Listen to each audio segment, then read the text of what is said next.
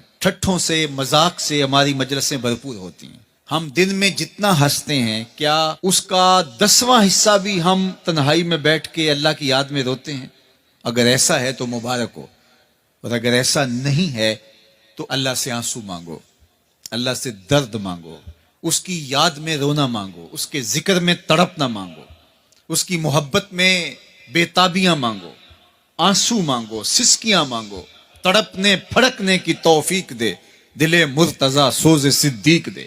اس کے حضور عرض کرو کہ مالک ہمیں تڑپ دے، ہمیں سوز و گداز دے، ہمیں کیف و سرور کی دنیا نصیب فرما دے، ہماری آنکھوں کو آنسوؤں کا جمال عطا کر دے.